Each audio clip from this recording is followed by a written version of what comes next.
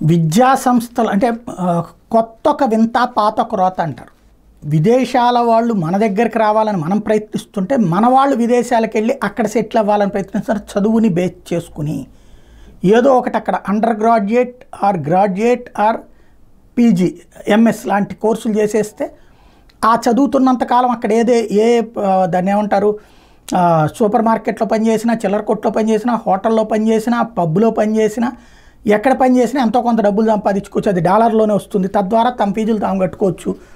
అదే ఇక్కడ చేస్తే అది చిన్న చూపు, ఇక్కడ తోటి విద్యార్థుల ముందు చిన్న చూపు. అక్కడైతే ఎవరు పట్టించుకోరు. రెండోది వచ్చేటప్పటికి ఆ తర్వాత అక్కడ ఏదో ఒక ఉద్యోగం సంపాదించుకోవచ్చు. 1,00,000కి 5,000 మందికే ఉద్యోగాలు రావచ్చు. కానీ ఏదో ఒక ఉద్యోగం ఓ ప్రయత్నం మనం చేయకూడదా అన్నటువంటి రూట్లో మన దేశంలో ఏదైతే ఇలాంటి అంటే పనులు చేసేటటువంటి వాళ్ళని ఇదివరకు గుర్తించేవాళ్ళం. మన సినిమాల్లో హీరోలు కూడా పేపర్ వేసి, టీలమ్మి, కూరగాయలమ్మి ఇట్లాంటి పనులు చేసి చదువుకుంటున్న వాళ్ళని హీరోలుగా చూపించినే పాత రోజులు. ఇప్పుడేమో మందు కొడతా, లేకపోతే దాన్ని ఏమంటారు, మత్తు మందులు తాగుతా విచ్చలవిడిగా డబ్బులు ఖర్చు పెట్టేవాడు హీరో అయ్యాడు.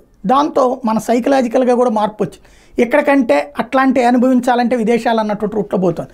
ఇప్పుడు చూస్తే విదేశీ విద్య మీద మోజు ఏ రేంజ్లో పెరిగిపోయిందంటే భారతదేశానికి వస్తున్నటువంటి విద్యార్థులేమో 4.87% మంది దుబాయ్ నుంచి వస్తున్నారు. బంగ్లాదేశ్ నుంచి 5.55% మంది వస్తున్నారు. అమెరికా నుంచి 6.71% మంది ఇక్కడికి వస్తున్నారు. భూటాన్ నుంచి 3.33% మంది వస్తున్నారు.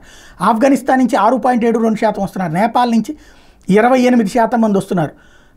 48,035 మంది 2021లో, 46,875 మంది 21-22లో వచ్చారు.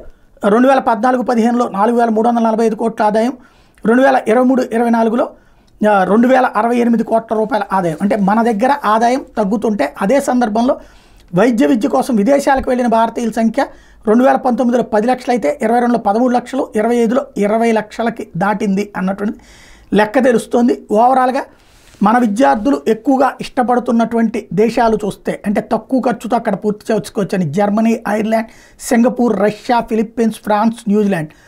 అదే సందర్భంలో విదేశీ విద్యార్థులు ఎక్కువ మంది దక్షిణాసియా, ఆఫ్రికన్ దేశాలకు చెందిన వాళ్ళు ఉంటున్నారు. నేపాల్ అత్యధిక సంఖ్యలో విద్యార్థులను భారతదేశానికి పంపుతుంది. మన దగ్గరకు వచ్చే వాళ్ళు 14-15లో 21% నుంచి 21-22లో 28% పెరిగింది. ఇది తేడా.